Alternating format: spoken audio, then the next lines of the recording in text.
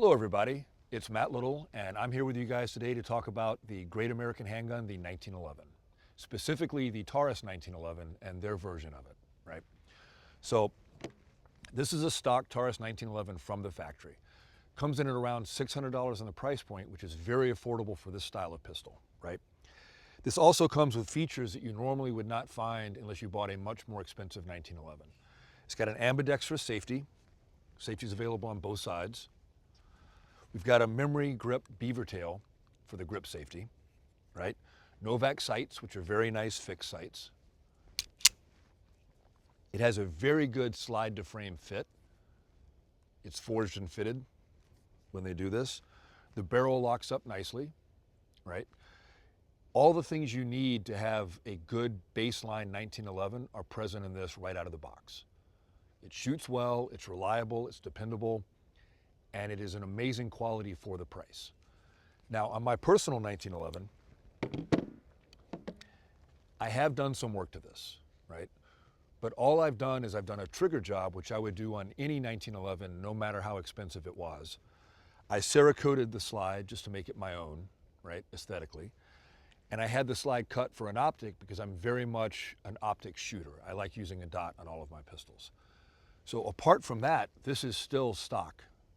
Barrel is stock, recoil is stock. I did do work on the trigger, but I would do work on the trigger regardless of which 1911 I bought. That's just something you do when you get a 1911. You always polish and sharpen that stuff up, right? This one is a 9mm. I prefer 9mm because I like the additional capacity.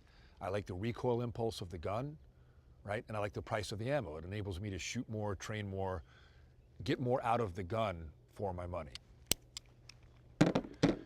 You can also get it in .45 if you're a purist and prefer like the classical caliber for this pistol, right? Taurus sells them in both, and they're both good pistols, they're both viable options. Now a bit on the 1911, if you're not someone who's familiar with the 1911, the Taurus is a great starting point to familiarize yourself with this weapon, with the way it works, the manual of arms, how it shoots, how it feels. And I guarantee you that once you've shot a 1911, you don't really want to go back to other guns, right? There's a certain feel about it. It's the classic American pistol for a variety of reasons. The grip angle is perfect, the ergonomics on the safety is fantastic. The trigger actually moves straight to the rear rather than pivoting, so it's easier to get a good trigger pull, right? Especially if you do a trigger job on it like I did on mine, you wind up with very short pre-travel, a nice crisp break, and a very short reset, which enables you to run the trigger better at speed, more accurately. You can do more with a 1911, in my opinion, as far as getting performance out of the gun than you can out of a striker-fired pistol. There's nothing wrong with a striker-fired pistol. They're great weapon systems, but there's only so much performance that can be eked out of that platform. Whereas with a 1911, because of the way John Browning designed it, I can turn it into a performance gun without damaging the reliability. And that's one of the reasons I'm a big fan of the 1911 platform. Taurus enables you to get entry into that pistol at a much lower price point while still having a quality pistol that you can then customize and make into a very good gun. And you're winding up with a performance handgun for a much lower overall cost, including the custom work, than if I bought a more expensive gun to start with. Because no matter which one I start with, I've still got to do the same work to it to make it a performance gun. Now, if you're not interested in turning it into a high performance gun and you just want something for home defense or to carry, the 1911 is a great option, right? I prefer the 1911 platform for appendix carry because of the redundant safeties. I feel that it's safer than a Glock carrying a gun in that fashion because I have more safeties to prevent it from going off, right? It's also very comfortable to carry because of how thin it is. So even though this is a 5-inch gun, I can comfortably carry this appendix because of the thinness of the grip and the slide.